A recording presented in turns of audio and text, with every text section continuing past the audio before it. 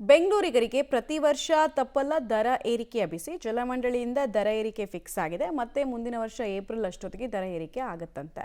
ಹಾಗಾದ್ರೆ ಈ ಸಲ ಎಷ್ಟು ಪರ್ಸೆಂಟ್ ರೇಟ್ ಹೈಕ್ ಆಗುತ್ತೆ ಅನ್ನೋದರ ಡೀಟೇಲ್ಸ್ ಇದೆ, ನೋಡೋಣ. ಬೆಂಗಳೂರಿಗರಿಗೆ ಪ್ರತಿ ವರ್ಷ ತಪ್ಪಲ್ಲ ದರ ಏರಿಕೆ. ಜಲಮಂಡಳಿಯಿಂದ ದರ ಏರಿಕೆ ಫಿಕ್ಸ್. ಮತ್ತೆ ಏಪ್ರಿಲ್ಗೆ ನೀರಿನ ದರ ಏರಿಕೆ ಸಾಧ್ಯತೆ. ಕಳೆದ ಏಪ್ರಿಲ್ನಲ್ಲಿ ನೀರಿನ ದರ ಏರಿಕೆ ಮಾಡಿ ಬೆಂಗಳೂರಿಗರಿಗೆ ಜಲಮಂಡಳಿ ಶಾಕ್ ಕೊಟ್ಟಿತ್ತು. ಪ್ರತಿ ಲೀಟರ್ಗೆ 1 ಪೈಸೆ ಏರಿಕೆ ಮಾಡಿತ್ತು. ಈಗ ಮತ್ತೊಂದು ಶಾಕ್ ಅನ್ನ ಬೆಂಗಳೂರಿಗರಿಗೆ ಜಲಮಂಡಳಿ ನೀಡ್ತಿದೆ. ಪ್ರತಿ ವರ್ಷ ನೀರಿನ ದರ ಏರಿಕೆ ಆಗಲಿದೆ. ಹಾಗೆ ಮುಂದಿನ ವರ್ಷ ಏಪ್ರಿಲ್ಗೆ ನೀರಿನ ದರ ಏರಿಕೆ ಆಗಲಿದೆಯಂತೆ. ಜೊತೆಗೆ ಪ್ರತಿ ವರ್ಷವೂ ದರ ಏರಿಕೆ ಆಗುತ್ತಲೇ ಇರುತ್ತೆ ಎಂದು BWSSB ಅಧ್ಯಕ್ಷರು ಹೇಳಿದ್ದಾರೆ.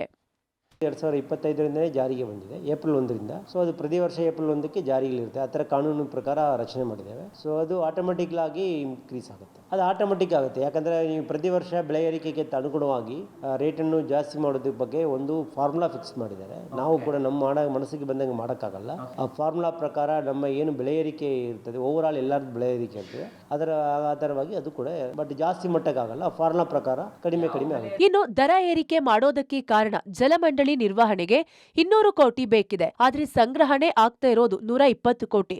ಹೀಗಾಗಿ ನಷ್ಟದಲ್ಲಿ ಇರೋ ಜಲಮಂಡಳಿಯನ್ನ ಸರಿದೂಗಿಸೋಕೆ ದರ ಏರಿಕೆ ಮಾಡಲಾಗ್ತಿದೆ ಎನ್ನುತ್ತಿದ್ದಾರೆ. ಜೊತೆಗೆ ಸ್ಟೀಲ್, ಸಿಮೆಂಟ್, ಕಬ್ಬಿಣ ಬೆಲೆ ಏರಿಕೆ ನೋಡಿಕೊಂಡು ಇತರೆ ವಸ್ತುಗಳ ಬೆಲೆ ಏರಿಕೆಗೆ ಅನುಗುಣವಾಗಿ ನೀರಿನ ದರ ಕೂಡ ಏರಿಕೆ ಆಗಲಿದೆಯಂತೆ. ಇದಕ್ಕೆಂದೇ ಆಡಳಿತ ಸುಧಾರಣಾ ಇಲಾಖೆ ನಿಯಮ ರೂಪಿಸಿದೆ ಎಂದು ಜಲಮಂಡಳಿ ಅಧ್ಯಕ್ಷರು ಪಬ್ಲಿಕ್ ಟಿವಿಗೆ ತಿಳಿಸಿದ್ದಾರೆ. ಈಗ ಸ್ಟೀಲ್ ಬೆಲೆ ಏರಿಕೆ ಇರ್ಬೋದು, ನಮ್ಮ ಕರೆಂಟ್ ಬೆಲೆ ಏರಿಕೆ ಇರ್ಬೋದು, ಸಿಮೆಂಟ್ ಬೆಳೆ ಏರಿಕೆ, ಎಲ್ಲ ಬೆಳೆ ಏರಿಕೆ ನಾವು ಏನು ಕಮಿಷನ್ ಮಾಡ್ತಾ ಇರ್ತೀವಿ, ನಮಗೇನು ಖರ್ಚುಗಳಾಗುತ್ತೆ, ಅದರ ಆಧಾರವಾಗಿ ಒಂದು ಫ್ಲಾಟ್ ರೇಟನ್ನು ನಮ್ಮ ಆಯೋಗದವರು ಆಡಳಿತ ಸುಧಾರಣೆ ಆಯೋಗದವರು ನಿಗದಿಪಡಿಸಿದ್ದಾರೆ. ಅವು ನಿಗದಿಪಡಿಸೋದಕ್ಕಿಂತ ಕಡಿಮೆ ವೆಚ್ಚದಲ್ಲಿ ನಾವೀಗ ಬದಲಾವಣೆ ತರ್ತಾ ಇದ್ದೀವಿ. ಬೆಲೆ ಏರಿಕೆ ಮೇಲೆ ಬೆಲೆ ಏರಿಕೆ ಬಿಸಿ ಬೆಂಗಳೂರಿಗರಿಗೆ ತಟ್ಟುತ್ತಾ ಇದೆ. ಇದರ ಮಧ್ಯೆ ನೀರಿನ ದರ ಏರಿಕೆ ಬೆಂಗಳೂರಿಗರಿಗೆ ಹೊರೆಯಾಗಲಿದೆ. ನೀರಿನ ದರ ಏರಿಕೆಯ ನಿಯಮವನ್ನ ನಗರಾಭಿವೃದ್ಧಿ ಇಲಾಖೆ ಪರಿಶೀಲನೆ ಮಾಡಬೇಕಿದೆ. ಮುಂದೇನಾಗುತ್ತೋ ಕಾದು ನೋಡಬೇಕಿದೆ. Lokesh Kodagadala, public TV, Bengaluru.